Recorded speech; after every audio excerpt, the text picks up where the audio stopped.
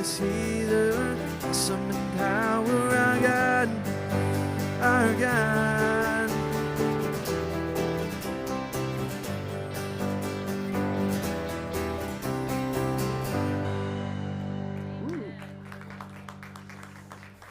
Man, you may be seated. Boy, it seems right, doesn't it? That after we walk through the valley of the shadow of death, we come on the other side and we find that God has prepared a banquet for us in the presence of our enemy. He anoints our head with oil, our cup overflows, and now surely goodness and mercy will follow us all the days of my life, and I will dwell in the house of the Lord. How long? Forever. Seems right that we should sing a song like that when we hear words like that. But isn't it amazing? We would like to sing a song like that all of the time. That's how you start everyone knows, that's how you start a worship service, with a song too fast to sing, right? For those of us that have troubles breathing, like it's a good reminder that every breath is the grace of God. But that's, if you are planning a service, let me tell you, that's how you should start the service. Because if you're a preacher and you start everything slow and reflective and deep and sometimes even a little dark, well, that's an energy suck, right? It is. And can I tell you, when the crowd has no energy, the preacher feels it. It drains you.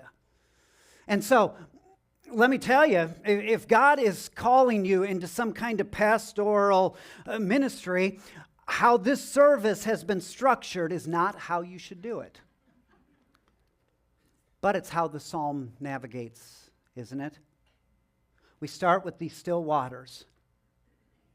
We start with green pastures, and everything seems bucolic and pastoral and safe and pleasant, and all of a sudden, everything changes. I memorized this as a kid in the King James, so when I quote it from memory, you're going to hear me quoting that Victorian language, but all of a sudden, something happens where we wake up and we find ourselves in the middle of a valley.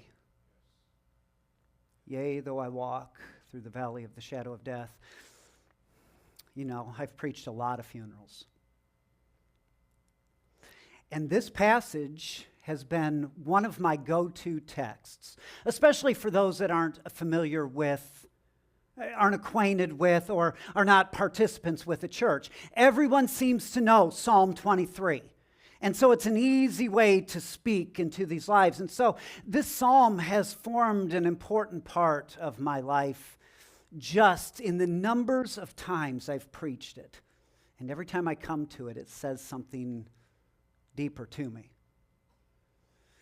And part of what this says to me even today and this week is how quickly life changes from the green pastures to the dark valleys. In a moment. We said it in our first reading, that life's path is an inevitability of wilderness. I wish the psalmist, who is David, had written, "Yea, though I walk around the valley of the shadow of death."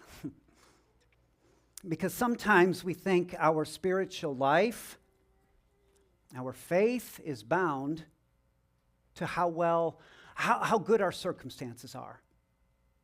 You ever done this where you maybe sense God's leading or direction? Maybe for a mission trip. I know Marilyn and I have had this frustration. We think the doors are opening and we're going to get to do this trip, and then everything shuts down. And you begin to ask yourself this question when everything changes and that valley seems to be your only reality. You begin to say, well, did I get it wrong? Did I mishear God? Did I misunderstand? Did I do something wrong? Did I tick God off?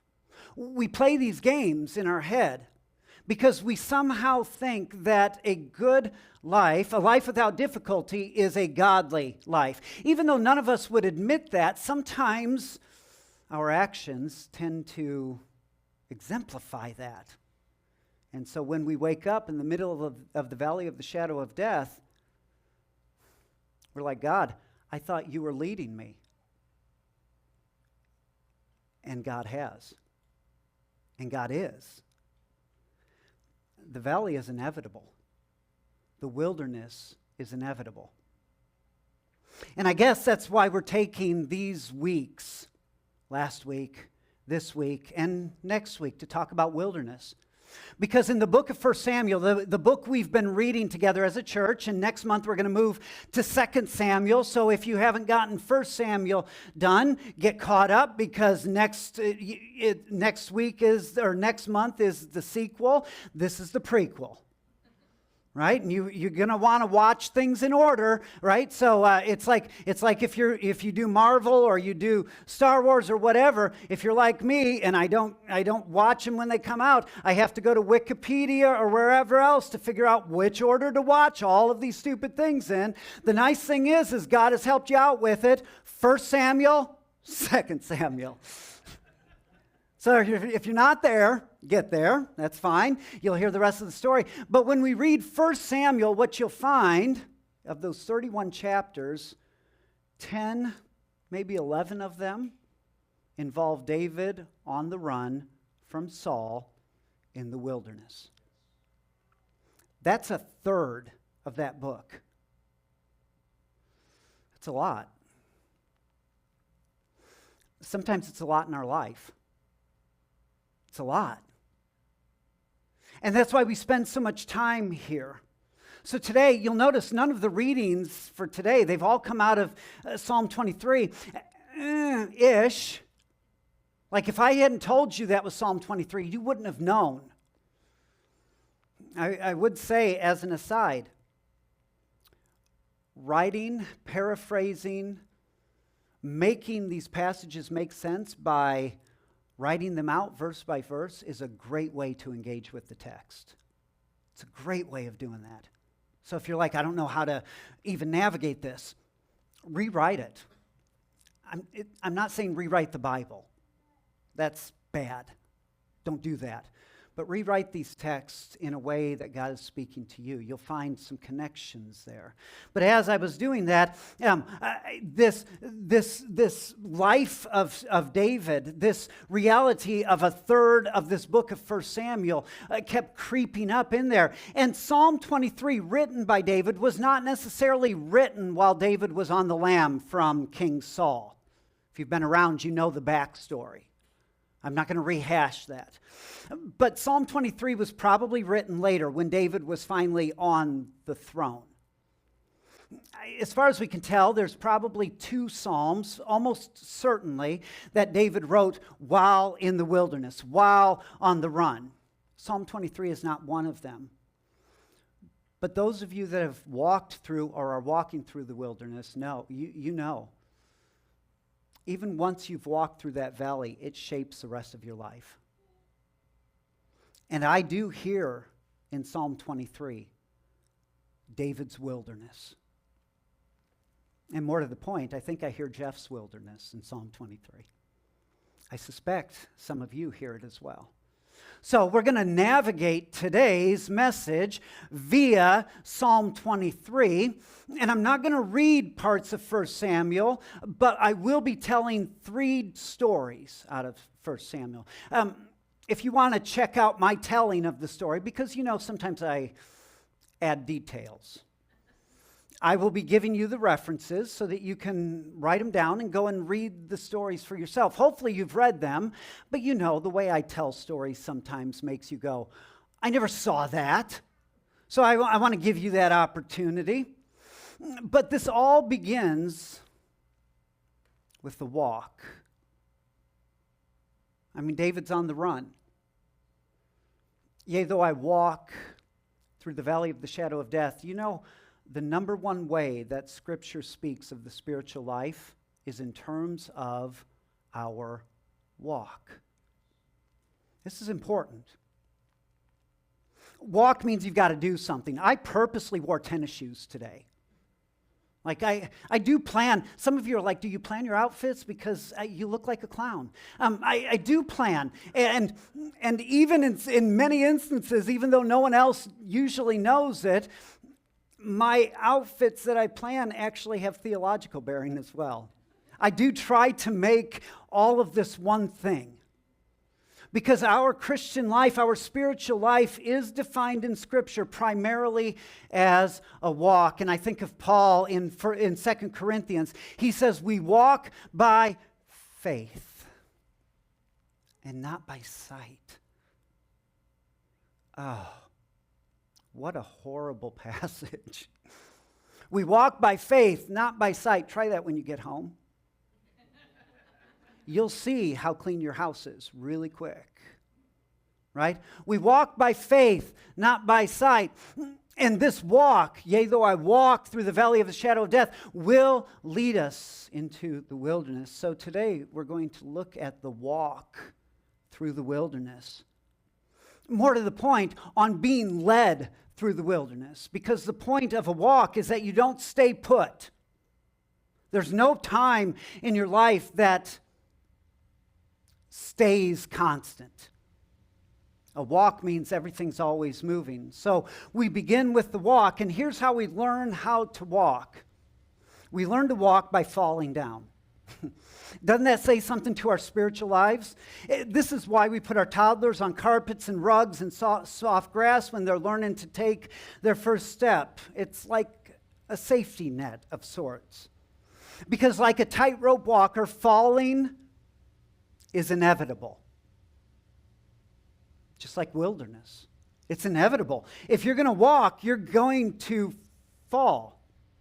It's an inevitability. But once those first wobbly steps have moved the surprised child into the arms of the parent who is waiting, just out of arm's reach, then we move to the hardwood floors. No more soft carpet, no more grass. We will move to the sidewalks, maybe even to the steep stairs. Eventually, the safety net is removed.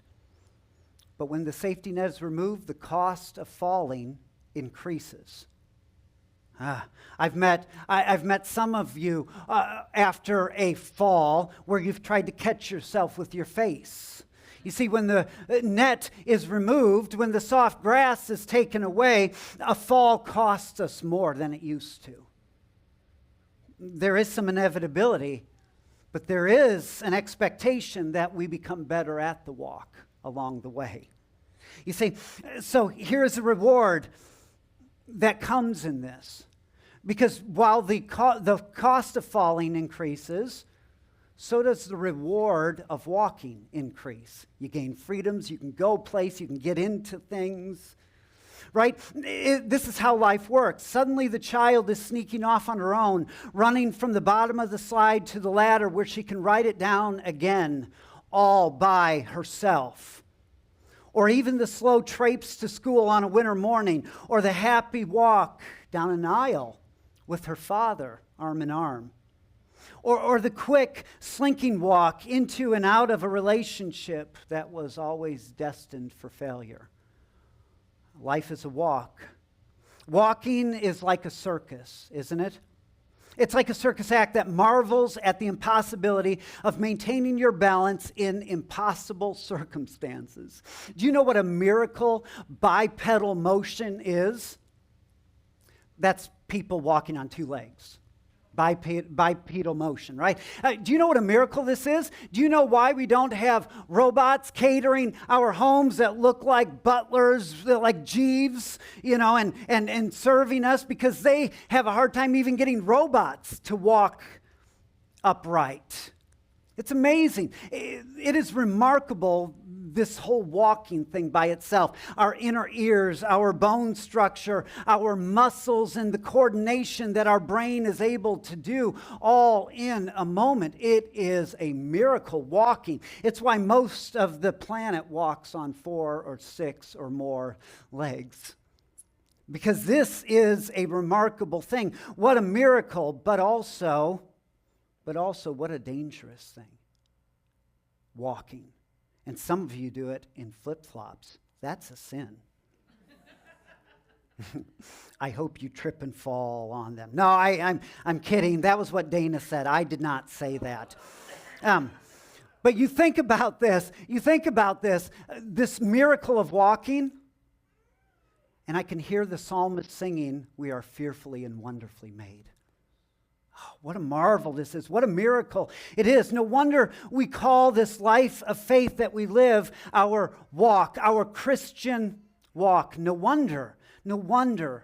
We so often speak of faith as something that we possess, like a feeling or a belief or a certainty that lives in our brain, like another bit of trivia or a piece of knowledge. But faith is not all of those things. Faith is not a belief. Faith is not even a certainty. Faith is a walk. Faith is an action. Faith is something that doesn't reside anywhere. It's something that happens. It's more of a verb than a noun. It requires, just like walking, us learning to walk, it requires practice. It requires falling down, our faith. It requires muscles to develop. It requires a coordination that only our brains can accomplish. Faith is our walk. But what happens when the path we are walking takes us to places where it seems like faith goes to die? If you walk through life long enough, you will encounter those times when it seems like everything you know is in doubt. Especially in the church, when we teach faith as a certainty of belief, then when you reach that dark valley and it seems like the certainty has been removed, we call it a crisis of faith. This is what the walk does, is it leads us to this place. You see, faith doesn't mean you have the answers. Faith doesn't mean that bad things won't happen. Faith means you will walk or you will fall. And sometimes you'll do both. You know, this is what faith is. Faith can speak of the sovereignty of God when you look at the bombed out buildings of a Middle Eastern war. And you may have been able to make sense of that when you lived your nice cloistered life where that's just them, that's not us, until all of a sudden it's you. Then the questions creep in. Like when it's your child who's diagnosed with bone cancer, or it's your child who is going through an ugly divorce, or as happened in our family, it's your child who's committing suicide. Things are different, aren't they? When that happens. Or maybe it's when your neighbor has lost her marriage because everything has grown so cold in her home. You see, in those instances, you can speak with teary-eyed assurance that your God is somehow in the midst of the brokenness. You can testify to these things, but everything changes when it's you. It's a crisis. It's wilderness. Yea, though I walk through the valley of the shadow of death, King David wrote about these moments. King David knew these moments. So maybe let's say it the way that we know it. Not together, but hear the words like it's the first time. The Lord is my shepherd. I shall not want. He makes me to lie down in green pastures. He leads me beside the still waters. He restores, He renews my soul. He leads me in the paths of righteousness for His name's sake. Yea, though I walk through the valley of the shadow of death, I will fear no evil. For you are with me. Your rod and your staff, they comfort me. You prepare a table before me in the presence of my enemy. You, O God, anoint my head with oil. My cup overflows. Now, surely goodness and mercy will follow me all the days of my life, and I will dwell in the house of the Lord forever. You see, in this psalm is a way to be led through the wilderness of life. That's what this psalm is about. Right in the middle of the psalm is that valley that we are so familiar with. So, What does this psalm teach us? What does 1 Samuel teach us? What does David's life teach us? This is really where we're at. Let me give you 3 principles quickly that come from this, and they all are tied to stories right out of 1 Samuel. I'm not going to read them. You can read them later. But the first one is in 1 Samuel chapter 21, and what happens is David flees to a region called Gath. And there's a guy there who's king of this region of Gath. His name is Achish. Achish. I don't like him already because quiches are disgusting. And he is a quiche, and I don't like any quiche, let alone a quiche. So I have a thing against a quiche, and apparently David did too. But it wasn't that David had something against a quiche. Here's what it says in verse 12 of chapter 21. It says that David was very afraid. Fear. Now, as Christians, we know all the right answers. We shouldn't be afraid. Perfect love casts out fear. Well, we know all of the right answers, yet we see David afraid. You know what David did? He was so afraid of being, found, caught, killed, punished, sent out, whatever it was. He was so afraid, he pretended he was crazy. He drooled at the mouth. I've got cotton mouth right now. I wish I was drooling. My teeth are sticking to my lips. It's horrible. It's like trying to preach with a mouthful of peanut butter. But he let drool come out of his mouth. It says he clawed the walls and the doorposts and everything. He carried on like a madman. Well, you guys know. That was a joke. I was calling you crazy. You missed it. You'll get it on the way home. It's fine. But he acted like a madman, and King Achish was like, I've got enough crazy people in my life. I don't need this drama. But what motivated the craziness was fear. Isn't it amazing how fear motivates craziness in our life?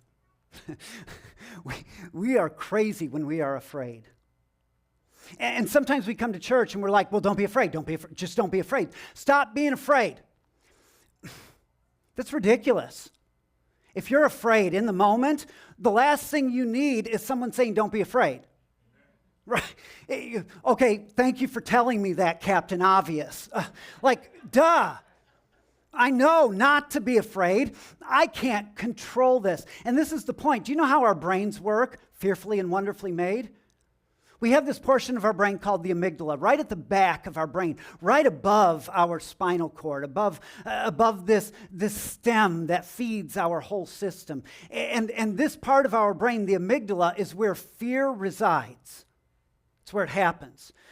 You've probably heard about the frontal cortex. We'd like to think we live in our frontal cortex. This is where we do logic and we process and we think conscious thoughts. The amygdala, they call it the reptile brain. That's where our instincts reside. That's where we do things without even knowing we're doing them. Here's something aside from the sermon, but it's worth knowing. Do you know where addictions reside in our brain? In the amygdala. Sometimes we as Christians are like, to addicts, we're like, well, just quit it. That's like telling someone who's about to get mauled by a bear not to be afraid. It's an instinct. Did you know fear resides in the instinct center of our brains? And it's so that it can be close to our spinal cord so that when that bear does show up, we can quickly disperse all of the chemicals to our body that will make us either fight, flight, or freeze, right?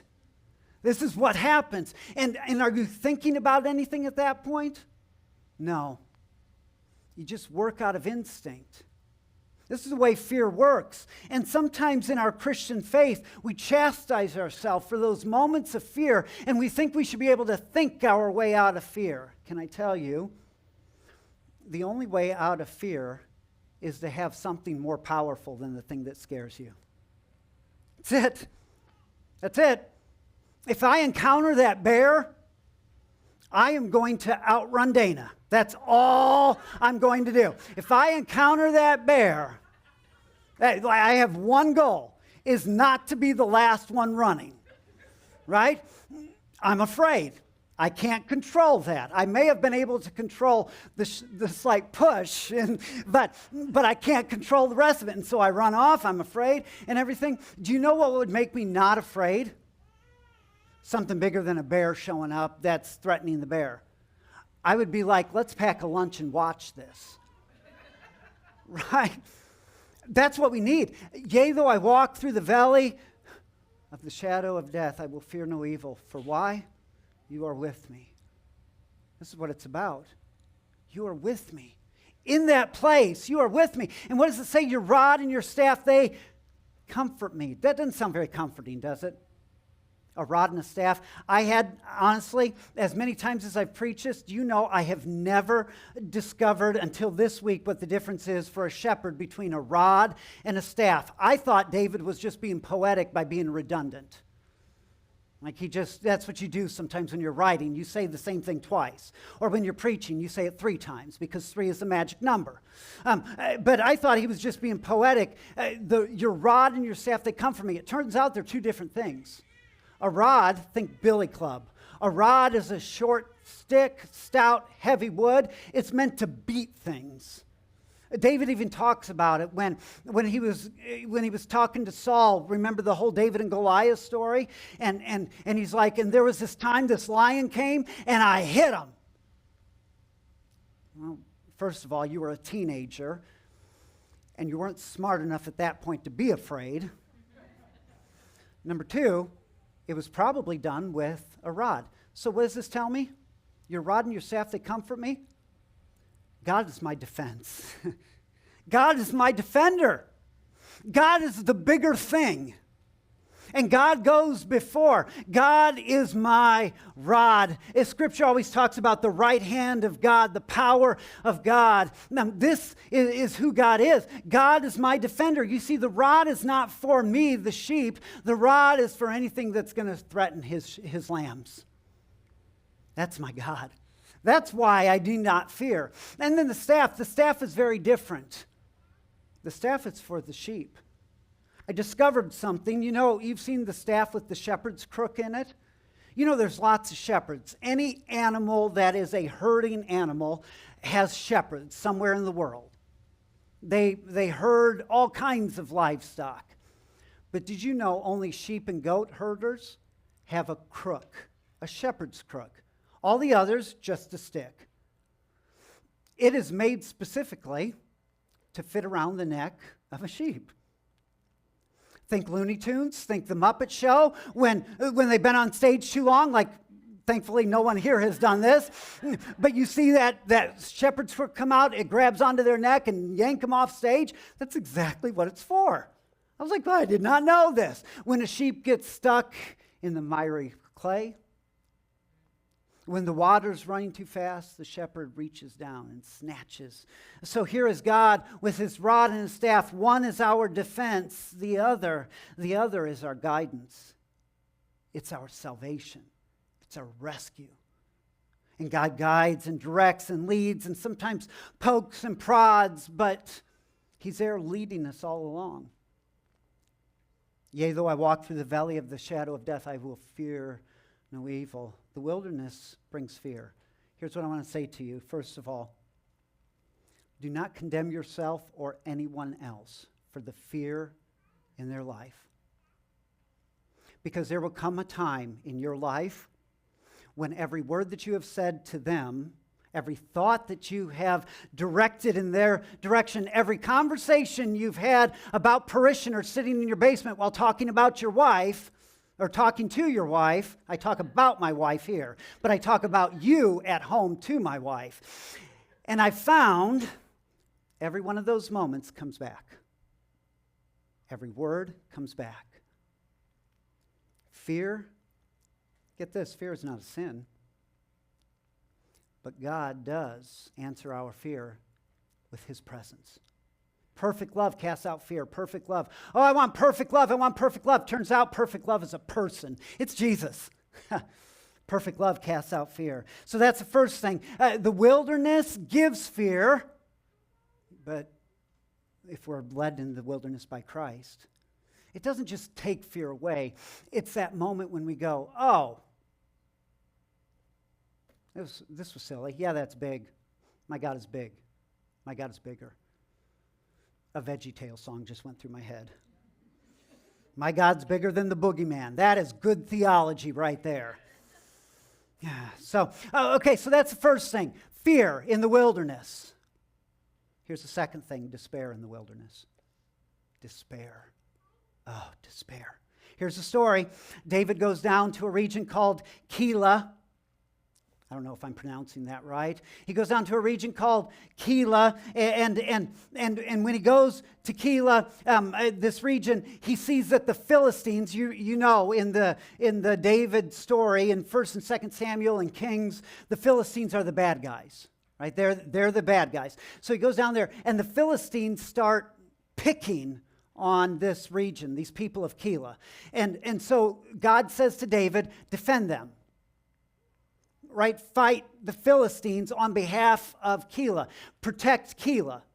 And God told him to do it, so David does it. David sticks his literal neck out. He has some troops with him. They do that. They are helping out the Keilaites. I don't know. I'm just making stuff up. They're helping them out, and it's a big deal. And wouldn't you think, if you're helping somebody out like that, if you're putting your own life on the line, that when push comes to shove and the events are reversed, that they'd be there? Wouldn't you think? Well, some verses pass. Saul finds out that David is in Keilah, and he's going to go down and hunt him down. David hears that, and David says to himself, well, surely the people of Keilah will defend me. And he asked God, he said, will they stand up for me, or will they turn me over to the Philistines? And God says in no uncertain terms, he says, actually, they're going to turn you over. Here's where despair is in this.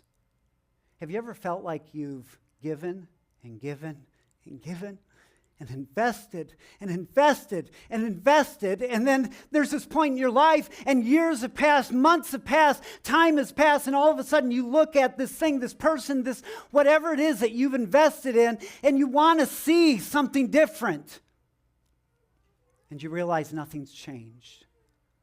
Have you ever felt that despair?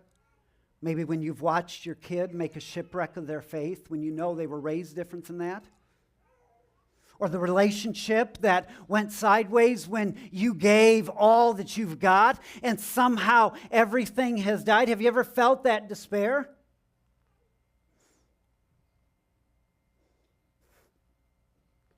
As I go to the doctors these days and I hear the reports and I anticipate a surgery the first part of July. I don't have a date. And we talk about prognosis and longevity and all of these things that you really don't want to talk about. You start thinking, at least I've started thinking about the last 20 years of my life. And even more than that.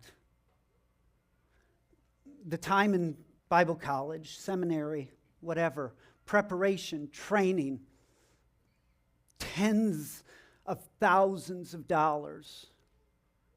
And now 20 years of ministry, 2 churches, you're number 2. You're the sequel. 2 churches. I've served both of those churches now 9 years. And sometimes I look back and I go, what have we done? Sometimes people come into my office who I've worked with for years, and they're going back like a dog to their vomit to the same patterns. And I go, what's the point? I told this to my friend Mark earlier this week. I have a lot of people saying, well, how can we help? How can we help? What can we do? What can we do to help? Don't bring a casserole. We've got enough casseroles. We're good with casseroles. Thank you, but it's good. It's good. And somebody's going to bring a quiche. I will kick you out of the church. I still can do that. But you want to help? Change. Be different. We are different together. We are. But sometimes there is a despair when you invest and you give, and it seems like nothing ever changes. This is the despair that David felt too. And it's right there in the psalm. What is the answer to despair? Because the wilderness will bring despair into your life. The wilderness are those moments when all that you've worked for your whole life just goes away. It could be a retirement account, just gone with one turn of the market. It could be a life, a child, a parent, and with one diagnosis, just gone. And it seems like everything you have, everything you've done, every bit of energy is wasted. It was all for nothing. Do you know how profound in my life this is? Because my entire adult life has been bound to this pulpit.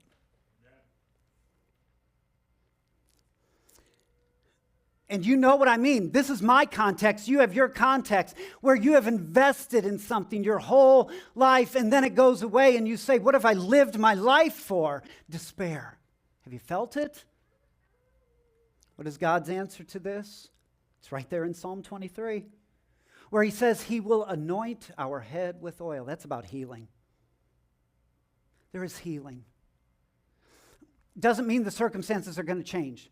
Doesn't mean you're going to get it magically transported out of the valley of the shadow of death. What it does mean is that every wound will be made whole by Christ. Every wrong will be made right by Christ. Every broken part of your life in this world will be made right by Christ. Two of my favorite passages in Scripture come from Revelation. I don't really like the book of Revelation, but give me chapters 21 and 22, and I would be happy the rest of my life with those two chapters. But this one, first, 21, 1 through 4. Then I saw a new heaven and a new earth, for the first heaven and the first earth had passed away. Praise God.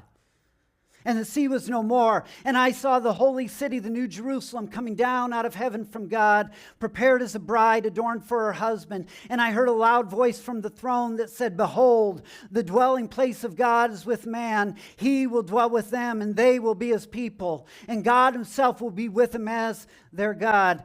Get this, he will wipe every tear from their eyes, and death shall be no more. Neither shall there be mourning, nor crying, nor pain anymore, for the former things have passed away. God is our healer. Yahweh Rapha, the healer, that is God. And then the second passage I love so much is Revelation 22, the first two verses. It says, then the angel showed me the river of the water of life.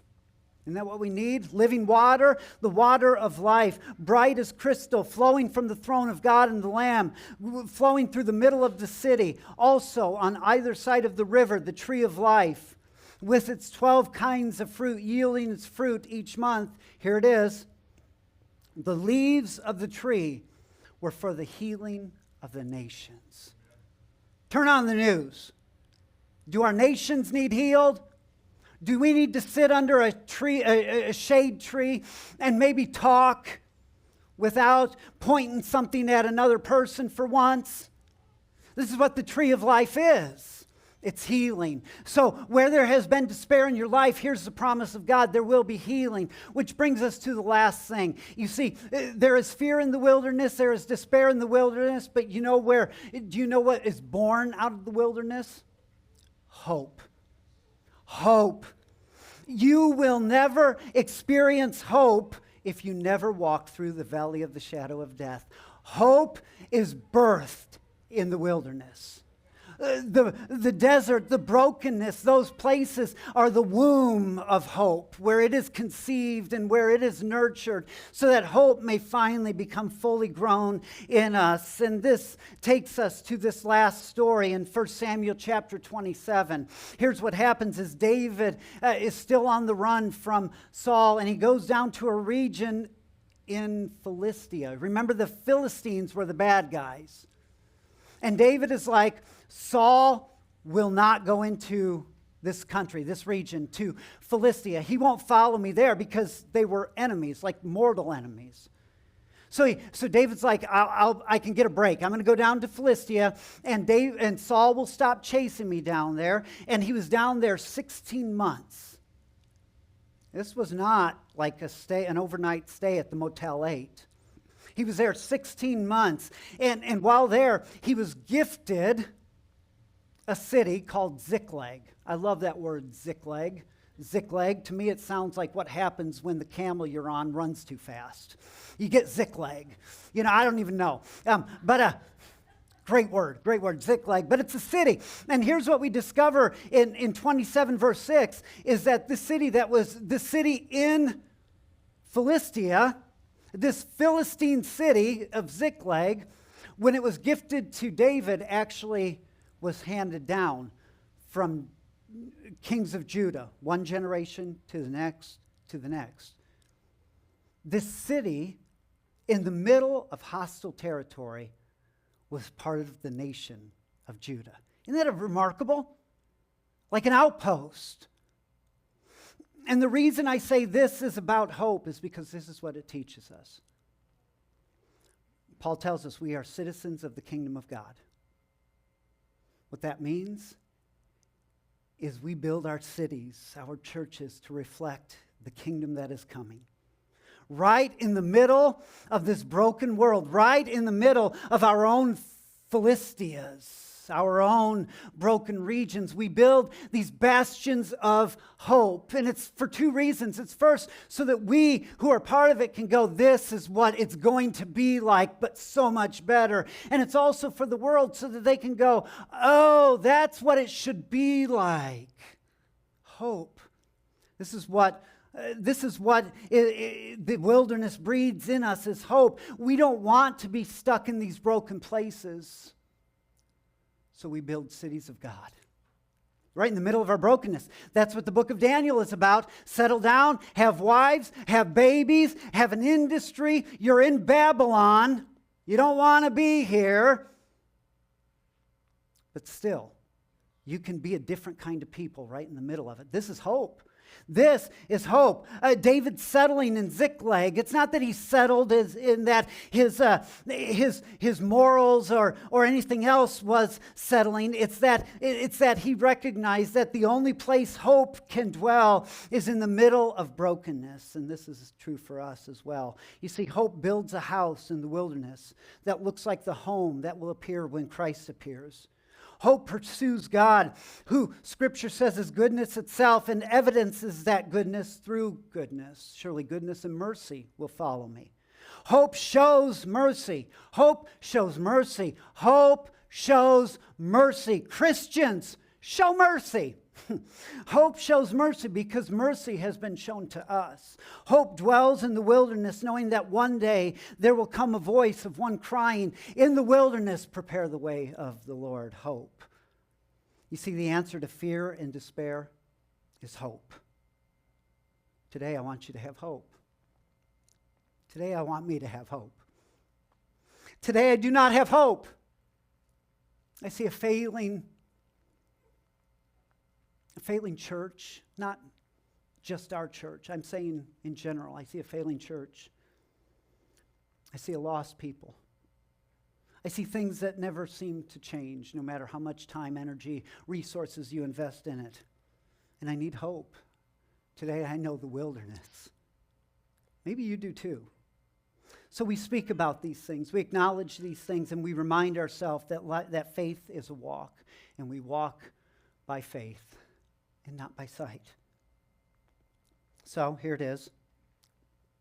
In the wilderness where faith means something, trust is all we will have, and hope is the only possession we can carry with us. In the wilderness where sight is taken, and we must learn how to follow the only one who has navigated the wilderness all the way into the barren valley of death itself. You know I'm speaking about Christ.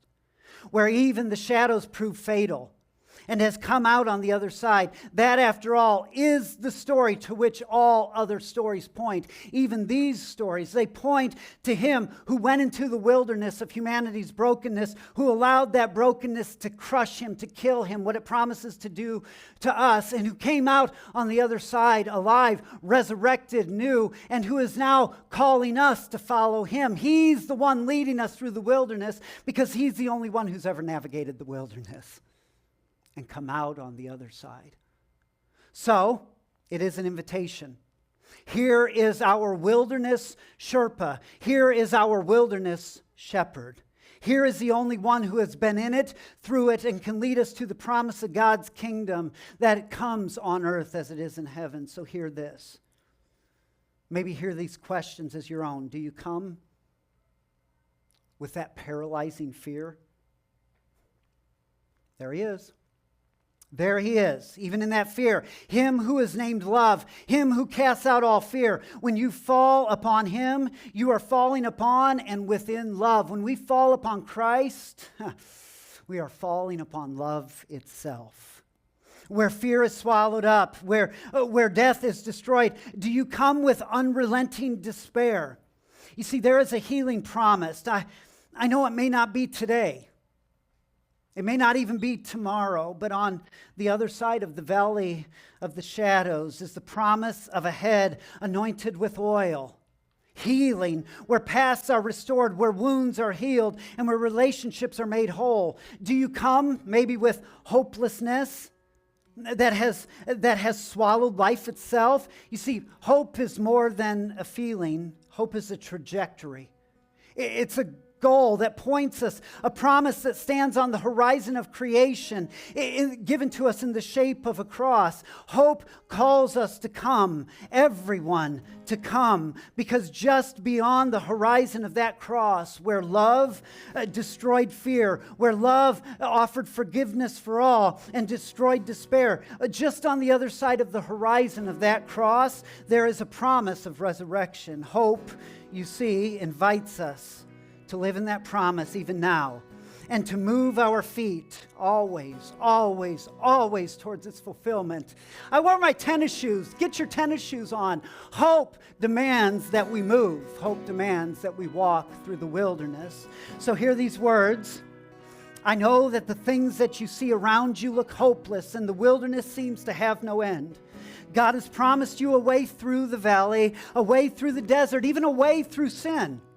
God has promised. God is faithful. God is your beginning. God is your end. God has already found you wandering alone. God has already found you. Now you find him. The night I hit rock bottom, sitting on an old bar stool. He paid my tab and put me in a cab, but he didn't have to, 'cause he could see I was hurting.